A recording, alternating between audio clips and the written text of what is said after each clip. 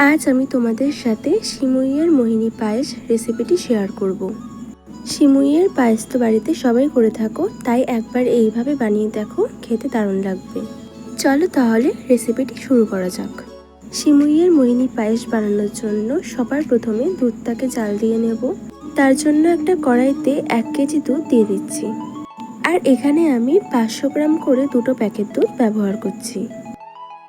এখন লো ফ্লেমে দুধটাকে জাল হওয়ার জন্য বসিয়ে রাখবো। এবার আমি একটা কড়াইতে কিছুটা পরিমাণ জল দিয়ে দিচ্ছি। আমি একটা সিমুইয়ের প্যাকেট নিয়ে নিয়েছি। জলটা গরম হয়ে গেছে। এখন সিমুইয়ের প্যাকেটটার থেকে অল্প একটু সিমুই নিয়ে কড়াইতে দিয়ে দিলাম। এবারে সিমুইটা সেদ্ধ করে নেব। আর সিমুইটাকে খুব বেশিক্ষণ ধরে সেদ্ধ করার দরকার নেই, অল্প একটু সেদ্ধ করলেই হয়ে যাবে।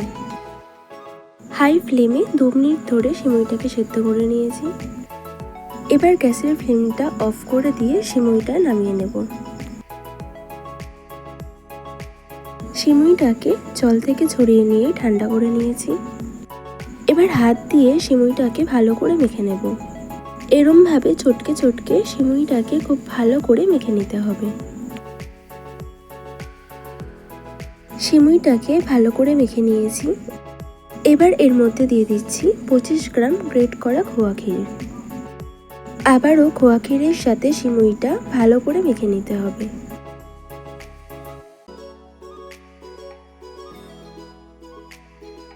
মিশ্রণটা তৈরি হয়ে গেছে। এবার এখান থেকে অল্প অল্প করে মিশ্রণ নিয়ে হাতের সাহায্যে গোল আর একটু লম্বাটে শেপ দিয়ে নিয়ে পুলিগুলোকে তৈরি করে নেব।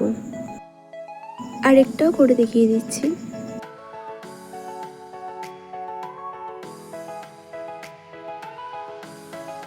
এইরকম ভাবেই সবগুলো পুলি তৈরি করে নিয়েছি। এখন পুলিগুলোকে ভাজার জন্য একটা বাটিতে 1 চামচ ঘি দিয়ে দিলাম। ঘিটা গরম হয়ে গেছে। এবার এর মধ্যে কয়েকটা পুলি নিয়ে দিয়ে দিচ্ছি। আমি একেবারেই সব পুলিগুলোকে একবারে ভেজে নেব না, হাফ হাফ করে পুলিগুলোকে ভেজে নেব। আর গ্যাসের ফ্লেমটা লোতে করে দিয়ে পুলিগুলোকে লাল লাল করে ভেজে নিতে হবে। পুলিগুলো লাল লাল করে ভাজা হয়ে গেছে। এবার তুলে নেব। এইভাবেই বাকি সব পুলিগুলোকে ভেজে নেব। এতক্ষণে দুধটা ভালো করে ফুটে এসেছে আর দুধটা অনেকটাই ঘন হয়ে গেছে।